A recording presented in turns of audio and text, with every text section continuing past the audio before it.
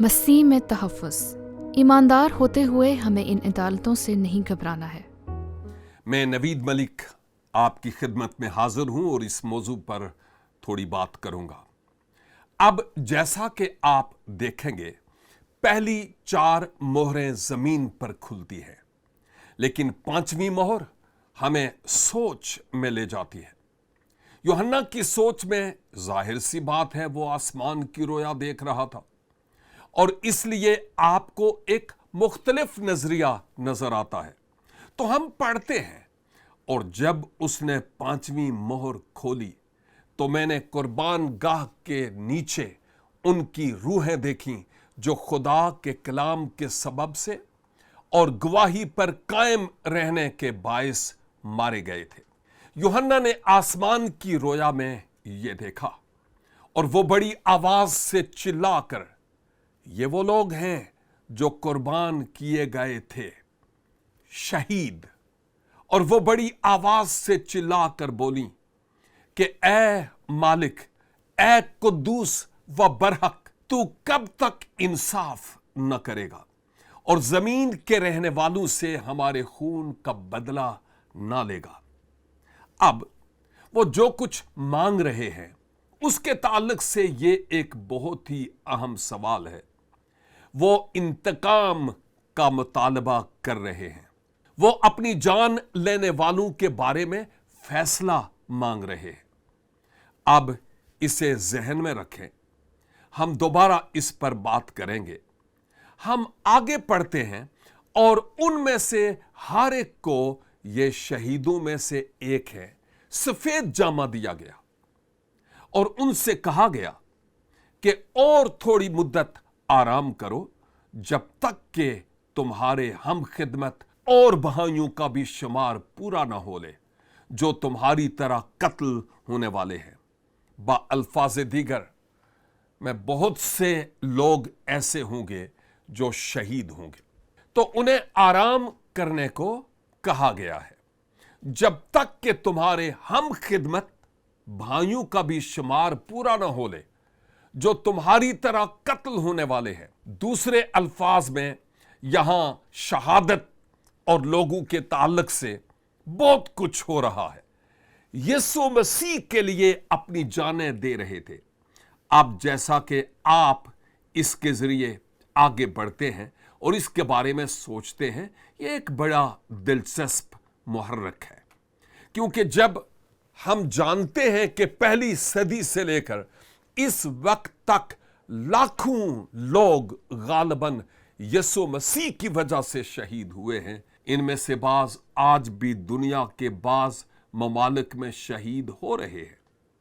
वो लफ्जी तौर पर यीशु मसीह के लिए अपनी जानें दे रहे हैं और ये तकरीबन 2000 सालों से सच साबित हो रहा है। इस वक्त से, जिस वक्त से स्तिफनस को पहले शहीद के तौर पर संसार किया गया, जहां हम पढ़ते हैं रसूलों के अमाल 7 बाब की 59 आयत में, बस जब स्तिफनस को संसार करते रहे और वो ये कहकर दुआ करता रहा कि ए खुदावन यीशु, मेरी रूह को कबूल कर। अल्फाज दीगर, जब वो मर गया तो उसने अपना जिस्म छोड़ दिया और मसीह यीशु के पास चला गया, और बदन से जुदा होना मसीह के पास होना है।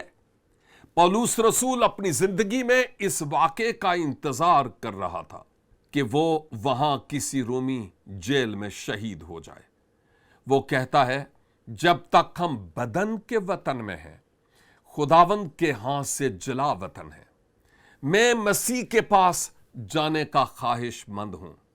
इसलिए लोग फौरन खुदा के पास जाते हैं जब वो शहीद हो जाते हैं या महज कुदरती मौत मर जाते हैं। लेकिन गौर करें कि यहां स्तिफनस के रवैये और आसमान पर रहने वाली इन रूहों के रवैयों के दरमियान एक मुनफरिद फर्क है। रसूलों के अमाल 7 बाब और उसकी 60 आयत में स्तिफनस के रवैये को देखें। फिर उसने घुटने टेक कर बड़ी आवाज से पुकारा कि ए खुदावन ये गुनाह उनके जिम्मा ना लगा, और ये कहकर सो गया। ये एक मुख्तलिफ बयान है इनसे मुख्तलिफ जो हमने कुर्बान गाह के नीचे रूहों में देखा था। तू कब तक इंसाफ न करेगा और जमीन के रहने वालों से हमारे खून का बदला न लेगा। यह स्तिफनस की दुआ नहीं थी। स्तिफनस की दुआ थी, ऐ खुदा ये गुनाह इनके जिम्मा न लगा। ये कहकर सो गया।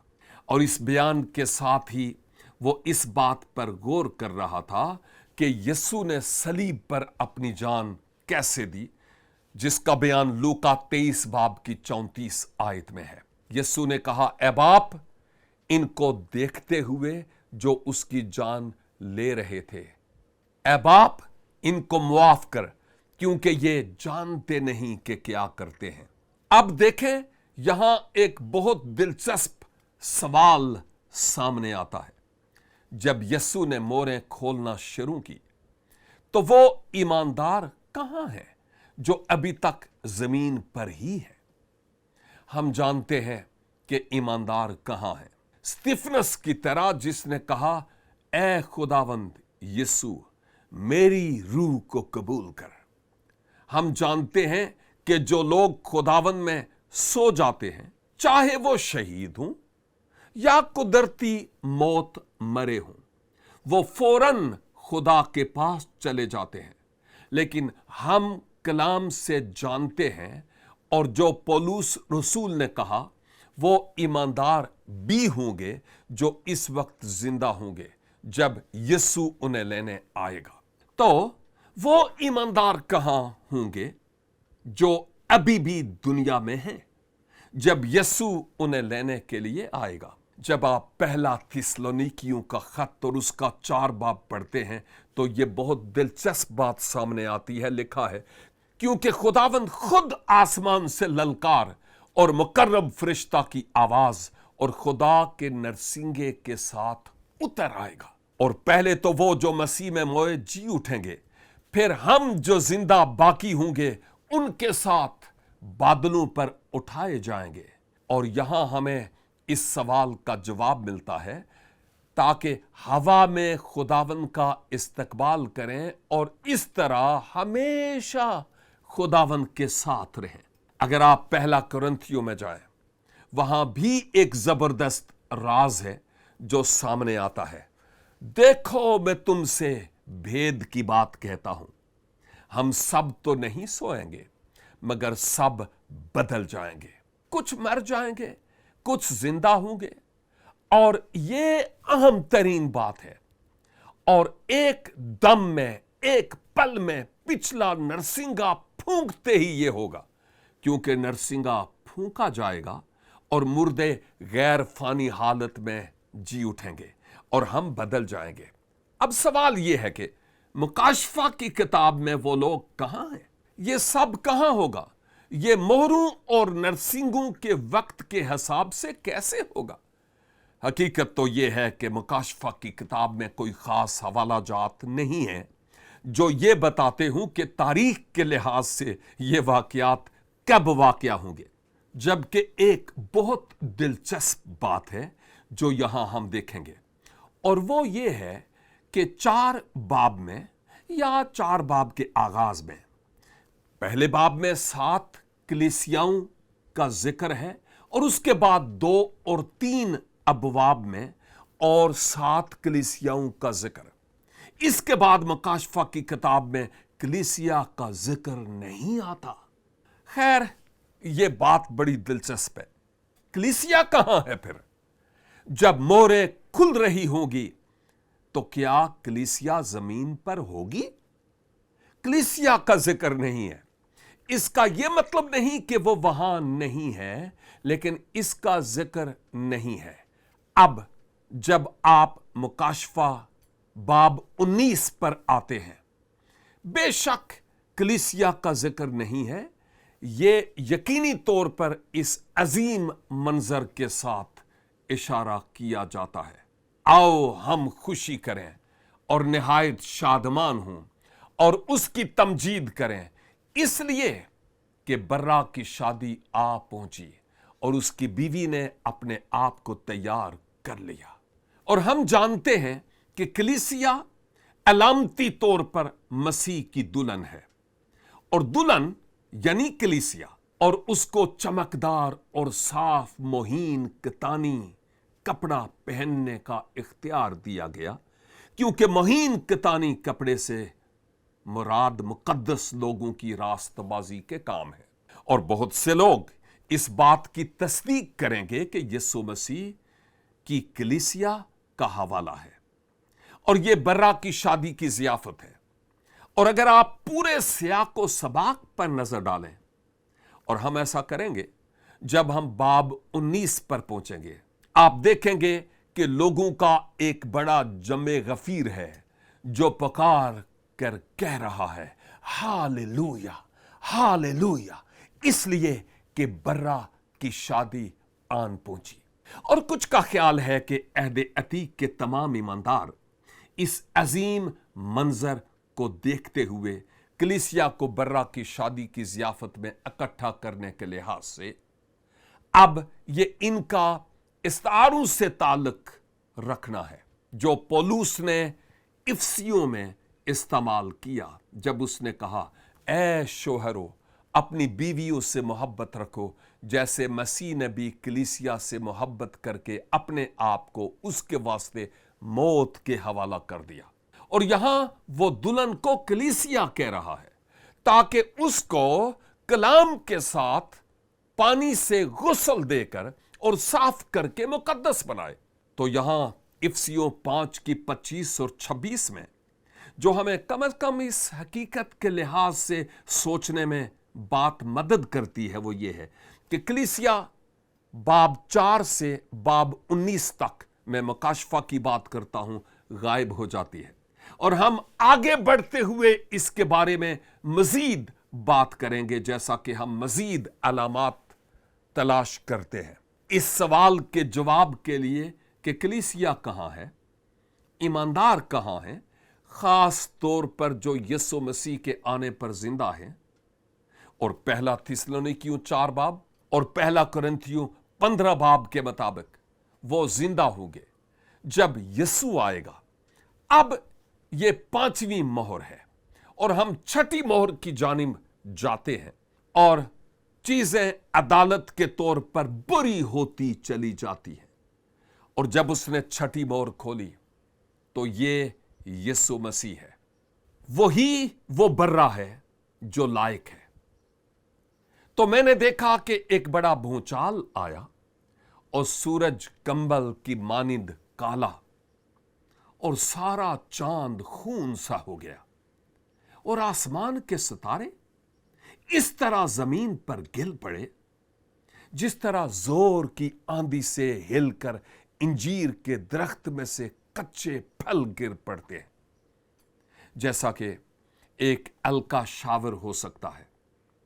ہمیں نہیں بتایا گیا، اور آسمان اس طرح سرک گیا جس طرح مکتوب لپیٹنے سے سرک جاتا ہے، اور ہر ایک پہاڑ اور ٹاپو اپنی جگہ سے ٹل گیا، اور زمین کے بادشاہ اور امیر اور فوجی سردار اور مالدار اور زوراور اور تمام غلام اور آزاد پہاڑوں کے غاروں اور چٹانوں میں جا چھپے، اور پہاڑوں اور چٹانوں سے کہنے لگے کہ ہم پر گر پڑو اور ہمیں اس کی نظر سے جو تخت پر بیٹھا ہے اور برا کی غضب سے چھپا لو۔ بالفاظ دیگر میں یہ وہ عدالت ہے جو یسوع مسیح اس دنیا میں لے کر آ رہا ہے، کیونکہ ان کے غضب کا روز عظیم آن پہنچا۔ اب کون ٹھہر سکتا ہے؟ تو یہ بد سے بدتر ہے، لیکن جیسے جیسے یہ مہریں کھلتی چلی جائیں گی یہ اور برا ہوتا چلا جائے گا، جیسے نرسنگے پھونکے جائیں گے۔ اور اب ہم یاد رکھیں، اس میں سے زیادہ تر ایسا لگتا ہے کہ یسوع مسیح کی آمد کے करीब हैं हम। ये इसके आखिर में होने वाला है, जिसे अजीम मुसीबत कहा जाता है। और हम देखेंगे कि हवाला दिया गया है और इस तरह हम एक सवाल की तरफ बढ़ते हैं और फिर हम एक और अहम वाक़े के साथ उठाए जाएंगे। खुदावंद के दिन के बारे में पतरस का हवाला किस तरह इस बात से मुंसलिक है कि जब मसीह इन 7 मोहरों को खोलेगा तो क्या होना शुरू होगा। और पतरस बुनियादी तौर पर मुआदियात के मुताबिक बहुत कुछ बताता है। और जब हम ये कहते हैं मुआदियात, इस लफ्ज का बुनियादी तौर पर मतलब है आखिरी दौर, यस्सु की दूसरी आमद से मुताल्लिक। और इसलिए हम जो यहां पढ़ते हैं वो ये है, लेकिन खुदावंद का दिन चोर की तरह आ जाएगा। और अगर आप इस बात को जहन में रखें तो आप जानेंगे कि खुदा अदालत और वक्त को भी शामिल करता है। लेकिन खुदावंद का दिन चोर की तरह आ जाएगा, इसका एक आगाज होगा। उस दिन आसमान बड़े शोर गुल के साथ बर्बाद हो जाएंगे और अजरामे फलक हरारत की शिद्दत से पिघल जाएंगे और जमीन और उस पर के काम जल जाएंगे। दर हकीकत यह कैसे होता है? इसके मखसूस तरीकों में बहुत से हवाला जात मौजूद हैं, जैसा कि ये फैसले आते हैं जमीन और उस पर के काम जल जाएंगे। जब ये सब चीजें इस तरह पिघलने वाली हैं तो तुम्हें पाक चाल चलन और दीनदारी में कैसा कुछ होना चाहिए और खुदा के उस दिन के आने का कैसा कुछ मुंतजिर और मुश्ताक रहना चाहिए, जिसके बायस आसमान आग से पिघल जाएंगे और अजरा में फल्क हरारत की शिद्दत से गल जाएंगे। बल्कि ये कि हम इस जमीन से निजात पा जाएंगे और इसके बच्चों के तौर पर अब्दियत में दाखिल होंगे, जैसा कि आप इंतजार और शिद्दत से चाहते हैं। और खुदा के उस दिन के आने का कैसा कुछ मुंतजर और मुश्ताक रहना चाहिए, जिसके बायस आसमान आग से पिघल जाएंगे और अजरा में फल्क हरारत की शिद्दत से गल जाएंगे।